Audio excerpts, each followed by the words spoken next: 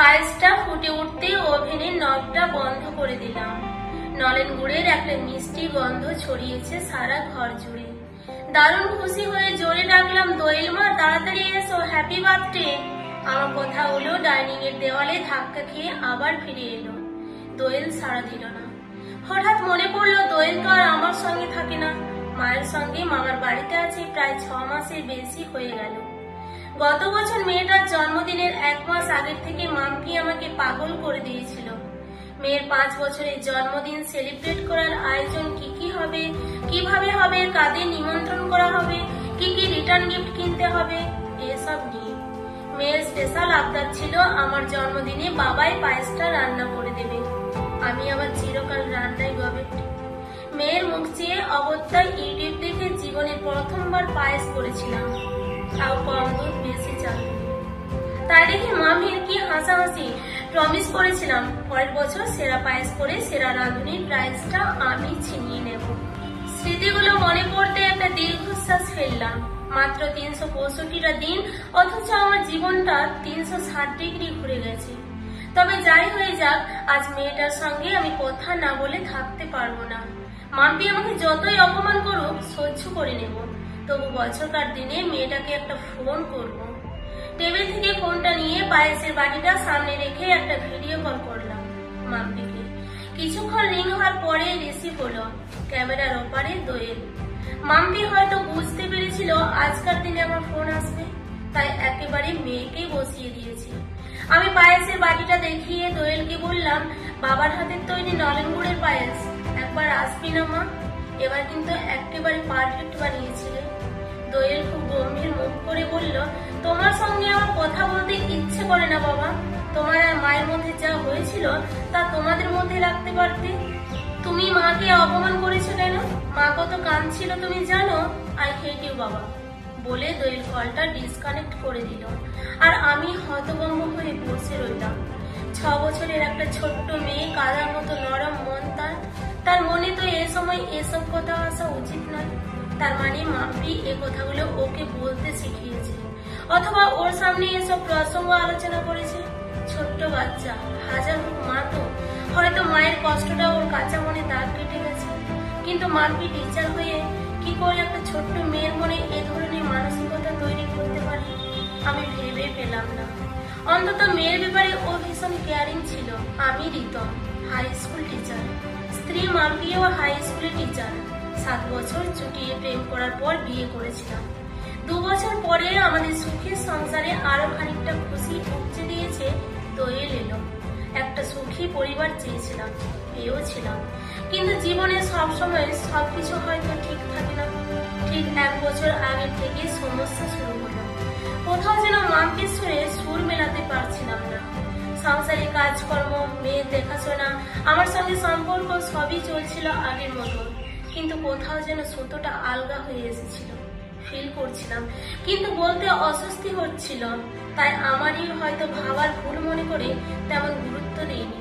ভেবেছিলাম দূরত্ব মানে ঝক্কি ঝামেলায় স্কুল, পরীক্ষা, সংসার সবটা নিয়ে মানসিক শারীরিকভাবে বড্ড ক্লান্ত মনে হয়। মানুষের মাঝে মধ্যে একটা নিজস্ব স্পেসটাও জরুরি। খোলামেলা আলোচনা করতে চেয়েছিলাম, কিন্তু সব ঠিক আছে তুমি ভেবো না বলে যখন মাম্পি আমাকে নিশ্চিত করলো, তখন আর দুবার ভাবিনি। অথচ বুঝতে পারিনি আমার সংসারের চৌকাঠটা অজান্তে ঘুণ পোকায় একটু একটু করে খেয়ে ফেলেছে। এমন ভাবে ভুয়ো করে দিয়েছে যে চৌকাঠ হয়তো আর কখনোই বেরোনো সম্ভব নয়। যখন টের পেলাম অনেক দেরি হয়ে গেছে। সেদিন রবিবার ছিল। মাসে 2 রবিবারে সাধারণত মাম্পি পার্লারে যায়। সেদিন ফোনটা বাড়িতে রেখে বেরিয়েছিলাম। হঠাৎ দেখলাম ওর কলিগ সুরজিতের ইনকামিং কল।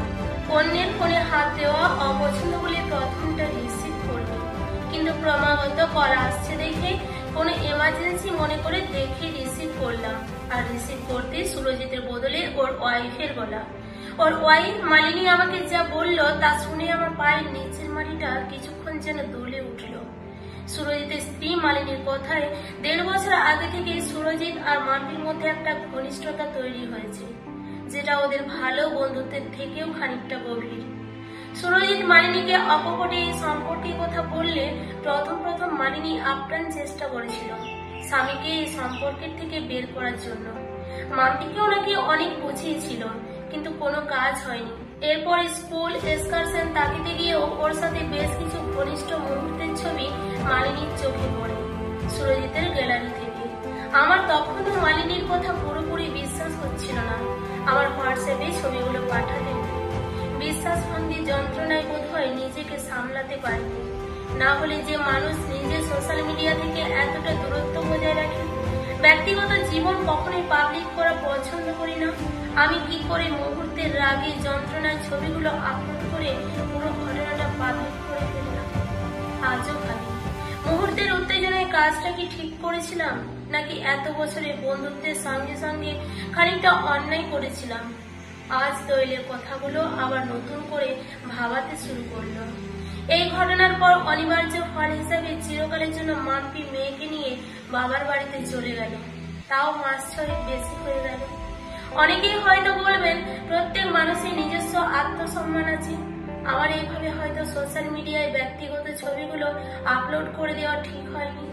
কিন্তু আপনারা বলুন তো, আমার সঙ্গে কোন বিষয়টা ঠিক হয়েছে? জীবনটা তছনছ করে দেওয়ার কি অধিকার ওদের ছিল? আমার কাছে যা এভিডেন্স আছে আমি খুব সহজেই ডিভোর্সটা পেয়ে যেতে পারি, কিন্তু লিগাল আপিল করিনি একমাত্র মেয়েটার কথা ভেবে। কারণ আমি যে হতভাগ্য বাবা।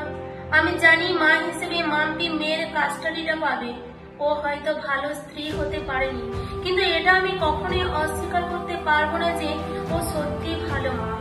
এখন যদিও বা দোয়েলকে মাঝে মধ্যে কাছে পাওয়ার সম্ভাবনা থাকে, একটু চোখে দেখা পসিবল থাকে, ডিভোর্স হয়ে গেলে হয়তো সেটা একেবারে বন্ধ হয়ে যাবে।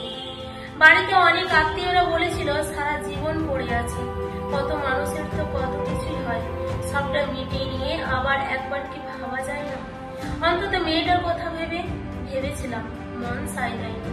ফিল করলাম মাম্পির উপর আমার রাগ ঘৃণা কিছুই আর হয় না, কোনো ফিলিংসই আসে না।